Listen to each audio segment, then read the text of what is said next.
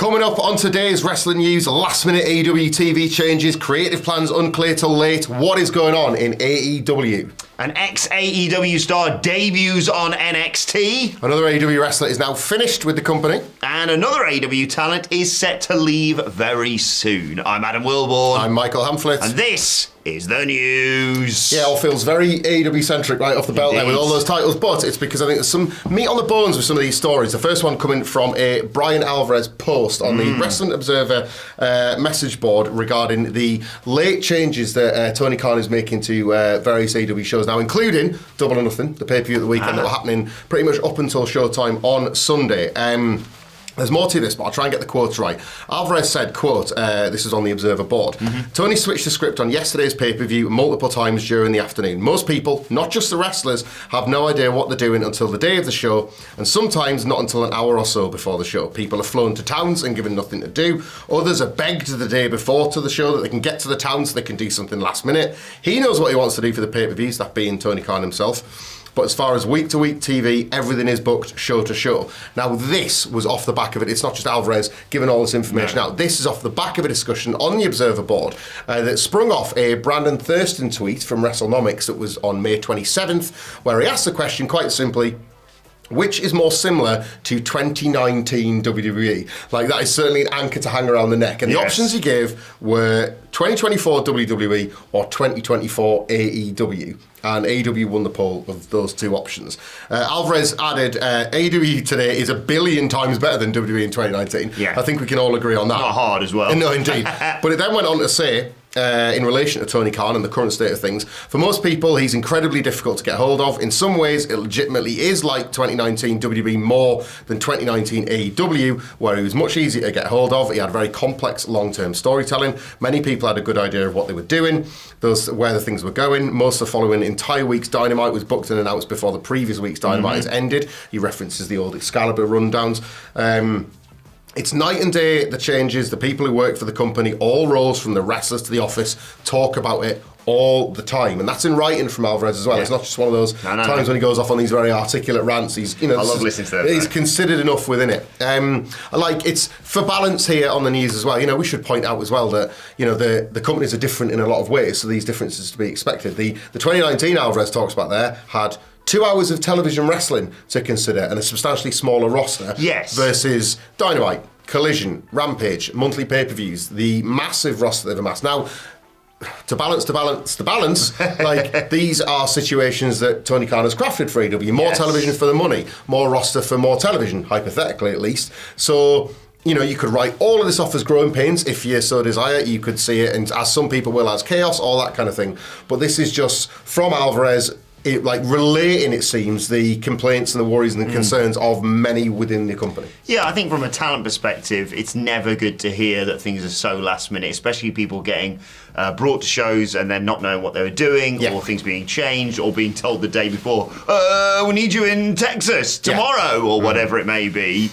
Never good, that. But like you say, I think from the moment AEW started, people went, that's a lot on Tony Khan's plate. He's got the Jaguars, he's got Fulham, and he's now got AEW. Yeah. Like you say, you add to that Ring of Honor, you add to that now not just a show on a Wednesday, but a show on a Friday, on a Saturday, and all the Ring of Honor tapings and stuff like that, pay-per-views, etc., and the extending pay-per-view schedule too. It's growth. But worrying signs that it used to be a sort of, I know when Cody first started, he was like, we've got stories for the first 5 years. Well, we're 5 years in, and it feels like occasionally they're not really sure what they're doing next certainly with certain people. Overarching storylines, you can sort of say, right, long term, probably Will Ospreay has a big match at All In. Probably Will Ospreay eventually will become world champion. MJF's back. Thank God for that.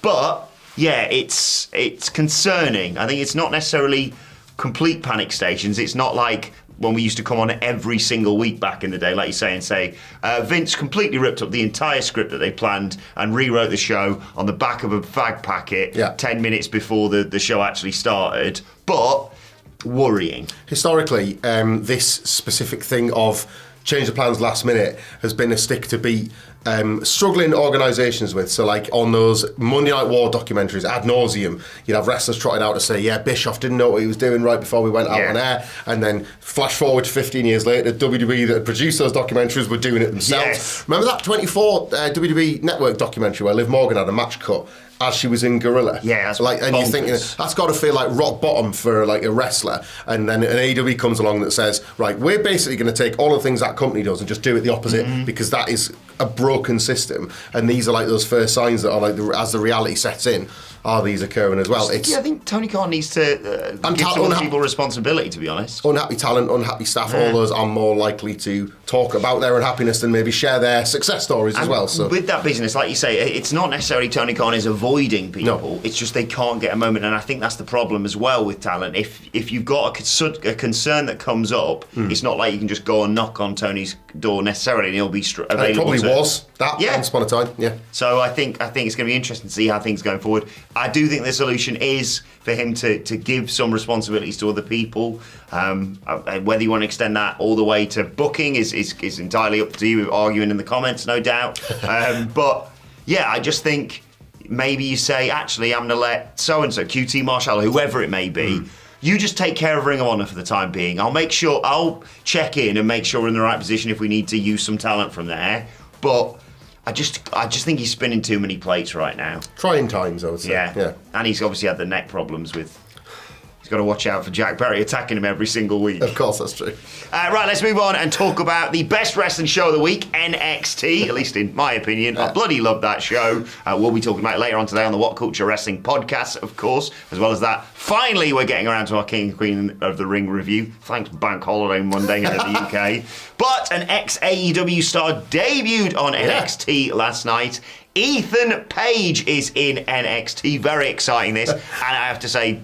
Full disclosure, friend of the channel, Ethan Page, a lovely man who once bumped into Simon Miller whilst Miller was recording on the Vegas Strip on an Ups and Downs or something, if I remember rightly. But yeah, lovely bloke, although a bit of a knobhead with the way he showed up in NXT, at least, because the close of the show, there's been this mysterious, like, who attacked Noam Dar, and then on last night's show, who also attacked Oru Mensah, and you thought, well, probably that's Gallus, because they come in and attacked Ivar and Josh Briggs and Wesley and what have you. Well, it wasn't them. It was, well, they attacked Ivar, Wesley and Josh Briggs. A lot of attacks in it, yes. So you kind of have to be prepared for that. Yep. The attacks on Noam Dar and Oru Mensah were orchestrated by Ethan Page. He revealed as such after a whole lights off, lights on moment to close NXT after the getting a pretty close pairing of Lash Legend and Trick Williams were trying to find out who's done what exactly. Ethan Page attacked the champion, Trick Williams, knocked him into Lash Legend, announced it was him that had done it, and then said, whoop that Trick, yeah, I'm about to, and hit him with a running knee in the corner. Of course, earlier on this month, I believe, Fightful Select reported that Ethan Page was no longer under AEW contract, and Fightful Select also came through with a great report on this. Shout out to Sean Rossap and Corey Brennan, announcing that he signed now with WWE, but it was all very mysterious. He wasn't seen backstage throughout the day, he wasn't present for rehearsal, so it was a big surprise to everyone, basically.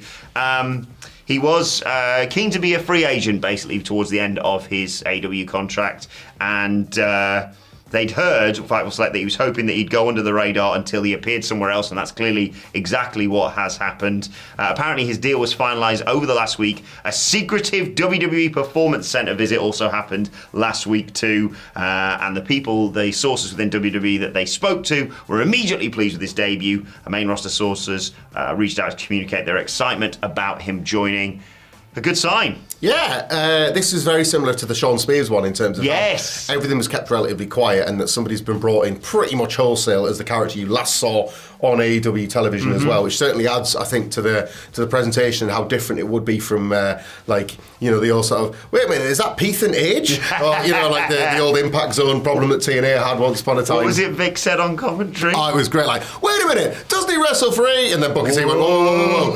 So, and why not? Why not sort of use that as well? That's part of this heat. AEW to WWE and NXT specifically to AEW jobs are the ones that kept most under the radar, because Roddy strong last year. It is great, and we say this as people that like try and report these and tell them to you. So but it's still really fun. Brilliant, Ricky Stocks. Where you going? What's going on with you? No, it's Yeah, look, as well, I think there's a lot to this. Like, Ethan Page obviously came from a position within AEW where he wasn't necessarily totally satisfied with his role, or like things ended nicely enough, like, you know, sort of mutual satisfaction. Omega in Canada, one of his last matches, wasn't it? Yeah, but I will say this at the moment, because, you know, from my point of view, and maybe a lot of people watching this video, WWE does feel like the hotter of the two products. When you have a jump this way, even if it's to NXT, it does feel a little bit hotter than going in the other direction. AEW, yeah, I think that's fair. Whether this is true or not, you could probably run the numbers and maybe it even isn't. But I just think subjectively, AEW feels like more of a packed roster at the moment. So when another talent arrives,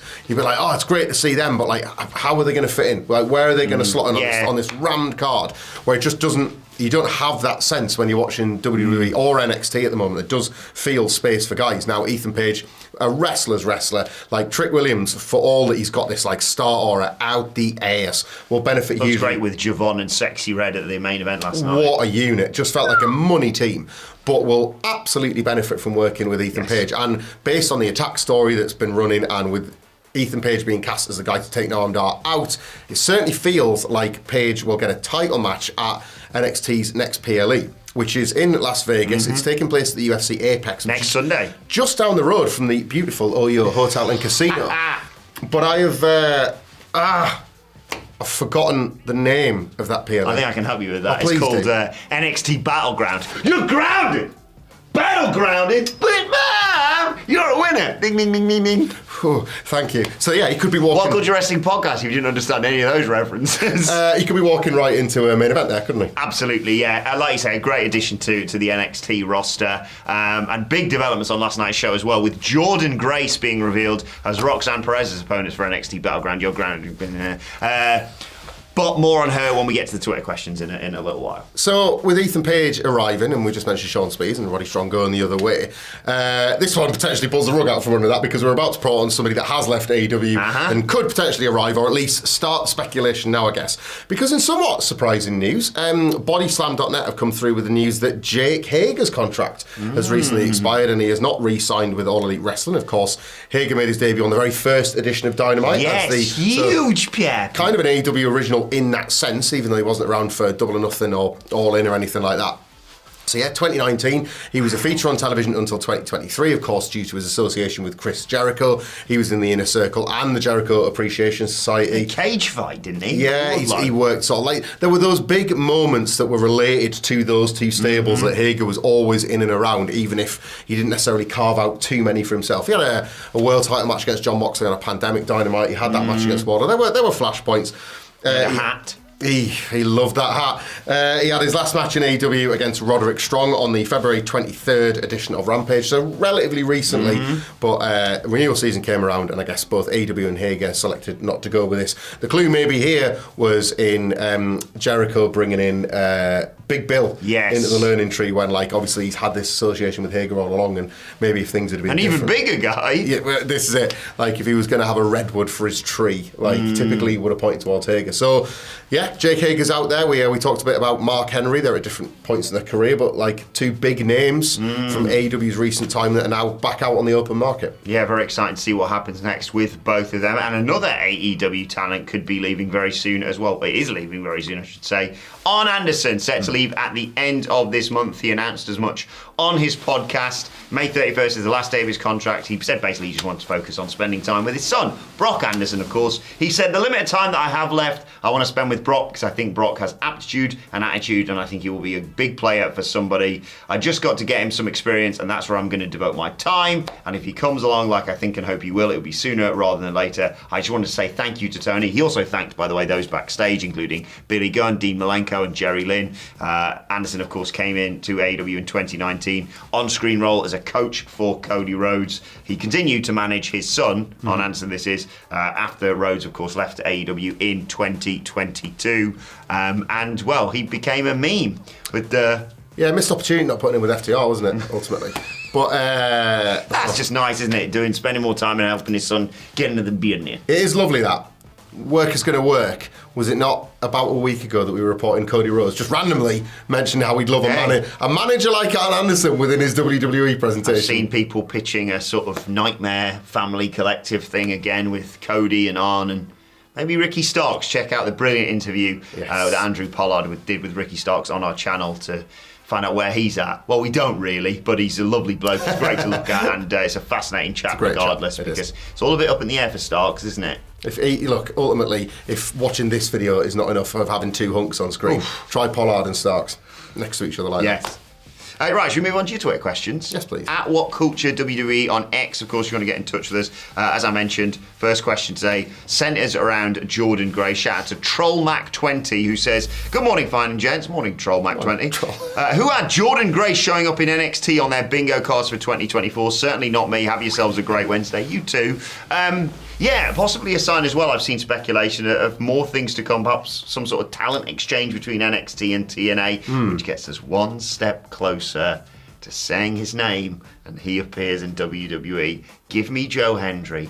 Give me some heel. I don't care who it is. It could be Austin Theory, who says, "Oh, Scotland's a crap place, isn't it? I've had battered Mars bar. It's disgusting." Huh? I'd rather drink a cup of Joe and play a snooker game with Stephen Hendry and put those together. What do you get? What do you get? I want to say his name. I know he's doing great stuff in TNA, but I love Joe Hendry, obviously. Great association with him in WCPW. But yeah, Jordan Grace, first of all. Yeah, a twist in the sense that I think we were looking... Julia was the rumoured opponent, right, for Roxanne Perez. There was no story attached other than big challenger incoming, and I think we looked to the main roster as a result. So this is... We guessed Naomi on the preview yesterday, didn't we? Yeah, but this is a more... creative and sort of surprising choice. Jordan Grace, of course, went at the Royal Rumble this year. And said she might be back. Yeah, indeed, the second TNA/Knockout Impact Women's Champion to be after Mickie James. So there have been these little teasers before of more work in relationship to come TNA/Impact parked itself with AEW back in 2021, I think. That came to an end. So yeah, it doesn't feel like... It feels more like the beginning of something than the end, this one, doesn't it? I saw our friend Chris Bay pitching more tag teams jumping to NXT as well. I would love Chris Bay in NXT. One of my absolute favourites. I think it could be beneficial for both companies, this. It may obviously be better for TNA if they use them more on the main roster, and I know Jordan obviously was in the Rumble, but even if they just want to swap talent between TNA and NXT, fine by me. Just like try and picture the landscape as well. I know like his run came to a very divisive end, but like Ethan Page, like having that like pretty awesome Impact run before going to AEW, and now if there are sort of open channels, it's like when we talk about AEW in New Japan, the more these channels are opened up between organisations, which is something that WWE just slammed the door on for all those years. The real forbidden door's open, if anything, really. Well, every door to WWE has been forbidden for all of this time. So yeah, you're not wrong by that. Like this is a sort of thing where like wrestlers as well for TNA. Like in the position they're in at the moment, it doesn't hurt for like NXT wrestlers to be going getting reps if they're not featuring an NXT or level up. I'm sure a lot of or the family could go and take over TNA. And like NXT and TNA are not that far apart in terms of their television and their presentation style of characters and stories and things like that. So they're not at all. They're not strange bedfellows, these two companies right now, so I could see a lot more of this. Give me Mike Bailey. Oh. Speedball in the Fed. Oh my God. Yes, please. Yeah. Yes, It's been a long time coming, but great to see him. The Bloodsport overlaps of late. Yes. Yeah, it's all kicking off. But yeah, Joe Hendry, please. At Clash at the Castle, if possible. Right, moving on. That's not the video finished, Ryan. Sorry, that's not me doing the clap with Joe Hendry. Sticking with NXT, by the way, I've saved this one for you because I'm very excited to see your reaction. Okay. TG Carter says, "Who's really changing who? Gigi or Grace? Gigi Dolin or Ariana Grace?" As she swore after she put her foot in the mouth, and the lady of NXT doesn't curse or act unladylike. This is a very exciting development if you're in the niche area of NXT that we are. Please don't switch off. There is a character who has a gimmick of being a beauty queen. Santino Marella's daughter, correct? Ariana Grace. She's the one thing she hates, bless her, is wrestling, and I love her for that. She's the best. I love this character. I actually think this is some good satire in 2024 that she acknowledges that there's frankly too much, and she was like, "Can we all just have a bit of decorum instead?" I'm all for it. Gigi Dolin, a wrestler that's kind of gone off the rails a bit in NXT, has sort of been forced to become a lady and do all these old sort of beauty queen things as a result of the match stipulation. But I do like this. I like this. Like NXT loves it. 1980s. I'm going to be the bad boy or the bad girl and ride a motorbike in a leather jacket. So now we'll see if like Ariana Grace starts like having sort of, I don't know, like sort of black eyeshadow or something like that. Or, like we saw them go out to dinner and like Gigi Dolan did a big burp and Ariana Grace is like, you can't burp. What if she burps backstage? Like she farts. Natalia's back there. She could fart like Valhalla does, apparently Liv Morgan said. So there's law. It's an intricate web, you see. You just have to stick with us. You just have to watch the NXT podcast to understand the frig I'm talking about. Mark Hutchinson gives us our final question of the day. Good day, legends. Good day, Mark. It originally looked like Priest was done in Judgment Day, but now it looks like the whole group is about to collapse. Can you see that happening? Maybe individual feuds, like Seth going after Dom, Balor and McDonagh hunted down by the Wyatt Six, etc. Liv Morgan's revenge tour is over unless her new revenge tour is destroying the Judgment Day, so that when Rhea Ripley returns, there is nothing for her to pick up the pieces for.